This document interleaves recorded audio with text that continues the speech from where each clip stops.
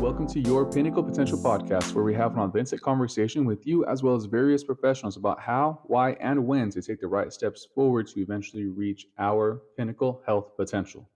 As we reflect on these ideas, we welcome special guests into the conversation to get a unique insight into what they do to reach their pinnacle potential too. Tune in weekly every Friday so you don't miss it. What's up, everybody? Thank you for listening on today's episode of the Pinnacle Potential Podcast. I'm going to give you 4 reasons to why consuming more protein is going to improve your overall health and fitness goals. Let's just jump right into it. Reason number 1, eating more protein daily will speed up your recovery after exercise and or injuries. When you consume that protein, it provides the necessary nutrients for your body to say, hey, I have what I need to start rebuilding my muscle, my whatever that you need to rebuild to support your body during the adaptations to actually rebuild those things. If you don't have the necessary calories or macros or nutrients in your body to support it, it's not going to happen. Or like the point says, it will not speed up your recovery after exercise or an injury. Reason number 2, eating more protein daily will reduce your muscle loss. Exercise, any kind of fitness, and most things that require some physical output is in a sense of trauma that your body needs to learn to adapt to. And in most instances, your body will go into like a fight or flight mode, and it needs to conserve as much energy and calories as it possibly can. And in case you didn't know, fat weighs about 2.6 times less than what muscle weighs, but it takes up a lot less room. However, fat has a lot more calories. If you were to look at the macros between what protein holds and what fat holds, 1 gram of protein is 4 calories. 1 gram of fat is 9 calories. That's more than 2 times the amount of calories per gram. So if it weighs less and it has more calories to it, and your body is fighting to try to survive, it is going to hold on to that fat more so, which is why you shouldn't use cardio as your first and foremost mode of losing weight, because most of the time when you want to lose weight, you just really want to lose fat. However, if the majority of your food is protein based and you were to be still putting in that same amount of trauma or exercise physical output, it will not only speed up your recovery like point 1, but will also reduce the muscle loss because you're providing the right amount of nutrients that your body needs to create an adaptation and support the changes and the traumas that your body is going through. And therefore, it will reduce your muscle that is lost, and your body will just burn away the extra fat instead. Now let's jump into reason number 3. Eating more protein daily will help build lean muscle and replace that with fat. If you can't tell already, this 3rd reason is only like a domino effect from the last 2 reasons. And for that reason, we're going to jump straight into reason 4. Eating more protein daily will help maintain a healthy weight for your personal goals. Your personal goals may be to lose fat. Your personal goals may be to just lose weight overall because maybe you have been sitting in an obese or overweight category for your body type and mass for a very long time. You just need to lose weight overall, which is fine also. Or maybe you're trying to build lean muscle, or maybe you're trying to go into building more strength, or maybe you just want to dive deeper into being more of a functional or endurance athlete. Eating more protein is going to support those goals because overall, if you're trying to become better, you need to go through some kind of adaptation. Your body needs to have a signal sent to it that it needs to change in order to become more efficient in that exercise, in that sport, in that activity, whatever that thing is for you. But eating more protein will help you to maintain a healthy weight for your personal goals. Probably wondering how it does that. Well, that's going to go into reason number 5, bonus reason for you. And this is because protein, whenever you're eating it consistently and daily, it will curb your hunger since it satiates you for a longer time. The reason for this is that it is heavier. If you're eating, let's say, a cup or so, or let me say this handful, a handful of fat right here is going to weigh 2.6 times less than this handful of just meat, of proteins. It's going to be heavier. It's going to be more nutritious. It's going to support your goals, reduce your muscle loss, and speed up your recovery. But also, because it is heavier, it has a higher thermal effect on your body. So it requires more energy to burn through that nutrients and absorb the right nutrients for your body, for the adaptation that your body is going through, and for your goals, therefore. So you're probably wondering what you can do right now to set you on the right path for your fitness and health goals right now. So you're probably wondering now the same. So now, so now that we've briefly gone through the 5 reasons, 4 plus 1 bonus one for you guys, of why eating daily protein is going to benefit you in your health and fitness goals, you're probably now wondering what you can do now as you go forward through your health and fitness journey to set you on the right trajectory to where you want to get, right? Well, I'm going to give you some simple steps to take right now to get you to that point. Something that you can actually start doing right now to prepare for your next meal in order to support what you're going to be doing in the near future and where you want to be at. So first, I want you to take a look at your last meal. The reason for this is because you need to see, when you're looking at the portion or whatever the plate or bowl is, whatever format that you were eating from or off of. It could have been just like a box like you would get from like Raising Cane's or something, where there's like 3 or 4 different spaces and you just fill it up with stuff, right? I want you to look to see what the proportions in that box, on that plate, in the bowl consist of.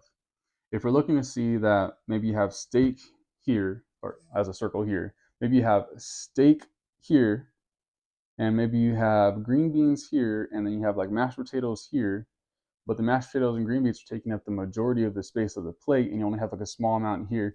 Most of the time, if we're going to have those 3 options on a plate, I'm usually going for the steak or the mashed potatoes first. One of those 2 are happening, and I'm kind of intermittently eating the green beans at the same time. So that goes into the next step to this. After you've already looked to see what you ate for your last meal, I want you to consider how much protein you actually got from it. And then think about how much of the food portion that you consumed was not fat and which one you actually finished first. I used to tell my clients that you want to start your protein first. And a lot of the times they would read that as, I can always only eat this protein first, and then once I've eaten this first, now I can eat my other sides and things along those lines. And that's not what I was trying to say. So I changed the wording a little bit to make it more comprehensive and more like factual to what I want them to do. And instead, they are more so focusing on finishing the protein first. So if we're going back to that same plate where you have steak, green beans, and mashed potatoes, you can eat them all intermittently as you normally would at any kind of restaurant, home, whatever. But if you look at the plate and you're going to finish one of those 3 options first on the plate, finish your proteins first, and let the rest of it be the extra fluff. But one of the best ways to kind of approach that will be the next step, step 4, and that'll be to plan to have a bigger portion of the meats or proteins on your plate the next time. Instead of breaking it down to thirds, maybe the meat portion is taking up more of like half of the plate, and then the mashed potatoes and the green beans are taking up the other quarters or fourths of that plate instead. You would still take the same approach to where you've already reflected on what you had last time. You're considering how much protein you got the last time.